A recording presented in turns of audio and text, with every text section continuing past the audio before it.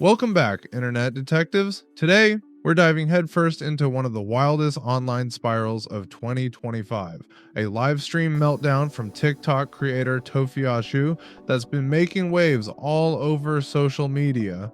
And no, she didn't call it taking it to the haters herself. That title actually comes from a YouTube commentary video that stitched together the madness into something vaguely digestible. Credit to Herugel for that one. He did the community a service. What we're breaking down here is what actually happened in the stream and why everyone online can't stop talking about it. Because this isn't just a live stream, it's performance art. It's grief, GoFundMe, gaslighting, and a dash of courtroom cosplay. Picture a TED Talk if the T stood for tears and the ED was emotionally destabilized. The video opens with Tophiachu in her car. Yep, front-facing camera in full swing, seatbelt hanging off her shoulder like it's emotionally exhausted too. There's no intro, no warning, no, hey guys, just straight into it. She looks directly at the camera with the intensity of someone who just read a Reddit thread about herself and didn't blink for 45 minutes. And then it begins. She tells the viewers that she's been attacked online, that she's grieving, that people are spreading lies, and just as your heart starts to soften a little, she drops it. I'm gonna sue some people, she says, wiping a tear from one eye and clenching her jaw with the other. Now let's pause here. There's a big difference between venting and threatening litigation via live stream in your car.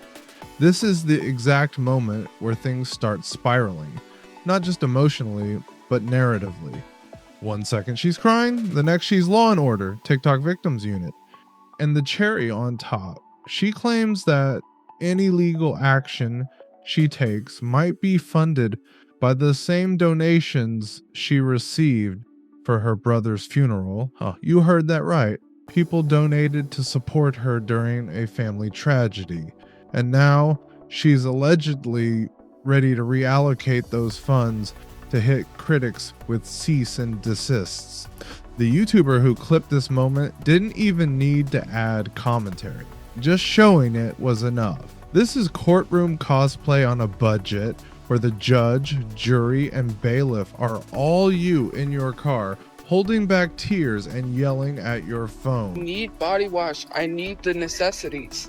I can't be walking around without that stuff. And then to just like film someone and they say, oh, they're using GoFundMe money.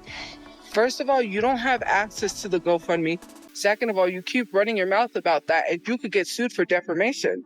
Even the Discord backtracked and said they were not insinuating that I was taking money from GoFundMe. Okay, why are you running scared now that I said I was going to sue you? Even the Reddit, sorry, not Discord. But the Reddit is running so scared at the fact that I said I was going to sue them because they're telling people that I'm taking money from GoFundMe and they don't have proof except a video of me shopping saying like, oh, well, she's shopping, so she must be spending GoFundMe money. Unless you have receipted proof that I pulled money out of GoFundMe, you can't say anything. Now all of a sudden they're saying that they never said that, which, yeah, you already pushed this narrative. And if my brother does not get buried with this GoFundMe money, I'm suing you, and I'm still suing you anyways, because you lied. And then now you tried to backtrack. No, the damage is already done. You cannot go online and literally say, well, she's using the GoFundMe money, and then you have no proof, and then you're trying to fix it. No, too late. I've already got screenshots and everything I need for the lawyer. Have a nice one. And when all your money is garnished, and it has to go to me, and you can't pay your bills, and then you become homeless, that's not my fault. You shouldn't be running around lying on people. Did people not learn from when Jay-Z sued that lady? Did people not learn when Cardi B sued that lady for millions of dollars?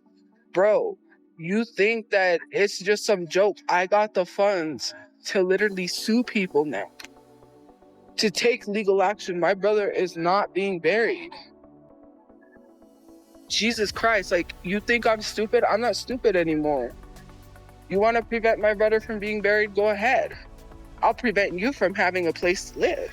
I'll make sure you can't afford a place to live. Okay? And when you go to work, your money's gonna go to me. So I would suggest that you leave people alone before you work for nothing. From there, things only get more confusing. Tophiachu begins launching into what can only be described as vague conspiracy tangents. She says there are people watching her, that she knows who's behind everything, that there's a coordinated effort to ruin her life. No names, no evidence, just vibes. She refers to people out there in the same way that campfire stories reference the woods. It's broad, it's ominous, and it's ultimately unprovable, but emotionally, it hits. This stream is less about clarifying anything and more about projecting intensity. It's like watching someone take every negative comment they've ever received and turn it into a Shakespearean monologue with a ring light.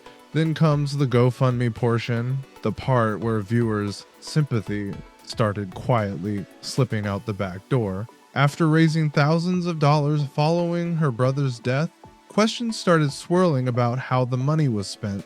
People claimed she was spotted buying skincare products, ordering constant DoorDash, and filming hauls within days of receiving donations. Tophiachu's response? That's not true. They're lying. I never saw that money. All of which would be fair responses if they were followed up with anything remotely specific. But instead, she leans on emotional tone as her defense. You don't know what I'm going through. I can't believe this is happening. I'm being targeted.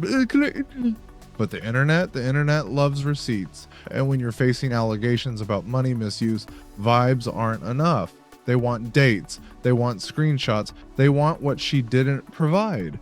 From there, the stream becomes a tone loop. She sobs, she shouts, she whispers, she sighs dramatically, she paces, she leans into the camera like she's about to tell you a secret, then shouts into it like she forgot she was using a mic. It's unpredictable, erratic, and bizarrely captivating. Some viewers genuinely sympathized.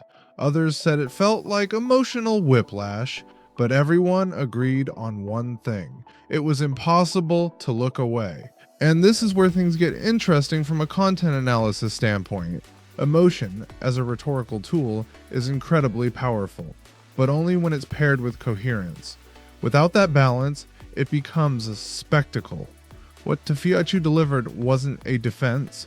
It was a high-speed roller coaster of unfiltered reaction, held together by mascara and fury. She even veers into calling out the haters multiple times, hence the commentary title. But again, she never clarifies who those people are. Instead, she treats the term like an umbrella covering all forms of criticism, whether someone questioned the GoFundMe or just pointed out a factual inconsistency. They all got grouped into this vague shadow cabal of digital villains. The result? Confusion. Lots of it. Because when you treat every question as an attack, you create an environment where no resolution is possible. And that's exactly what happened here. Let's also talk about the tone switches. From a viewer perspective, it's like watching someone emotionally speedrun a Netflix series in real time. There are crying scenes, yelling scenes, weird pauses for breath, and dramatic camera angles that scream, I meant to do that. At one point, she even threatens to expose everything, but then just trails off into the silence for 14 seconds. No one knows what happened. Maybe her connection dropped. Maybe she was processing. Maybe she forgot what she was mad about. This stream didn't answer questions. It didn't silence rumors. It didn't even stick to one emotional lane. What it did was launch 1,000 stitches, reaction clips, and frame-by-frame breakdowns from creators who couldn't believe what they were watching. One person described it as watching a soap opera that thinks it's a documentary. Another said, it's like she's trying to speedrun being both the victim and the villain in under 30 minutes. And you know what? They're not wrong. It's hard to tell if Tophiachu was trying to protect herself, fight back, or just create content. But in the end, she didn't take it to the haters. She took it to the algorithm, and it worked. The video blew up, not because it made her look good, but because it made people feel everything. Confusion, sympathy, disbelief, secondhand anxiety, cringe, even dark comedy. And in today's creator economy, that's the currency. The aftermath has been a mess of public speculation, private DMs getting leaked, side characters popping up to share their side, and a slow erosion of trust from her original supporter base. And all of it could have been avoided or at least softened if she'd led with transparency instead of tone. Because here's the truth: if you're going to live stream your own reputation trial, you better show up with more than feelings. You need facts, receipts, a timeline, a basic narrative arc, not a car full of contradictions and 5 different emotional states fighting for control of the steering wheel. And so, after 40 something minutes of deflection, indirect threats, and enough crying to short circuit a ring light, the stream fades out. No apology, no clarity, just a cloud of confusion and a trail of memes left in its wake. It's the kind of online moment that sticks with people, not because it was brave or moving, but because it was so unapologetically raw and scattered that you're left wondering whether it was real performance or some tragic combination of both. So, was this a genuine cry for help, a calculated chaos drop for engagement, or just someone cracking under the pressure of a very online life? That's for you to decide. But one thing's for sure, the internet never forgets, especially when you hand it this much content in one sitting. Thanks for watching. If you enjoyed this breakdown, leave a like, drop a comment, and hit that subscribe button for more deep dives, drama breakdowns, and digital detective work. Until next time, stay sharp, stay skeptical, and for the love of everything, maybe don't live stream legal threats from your front seat,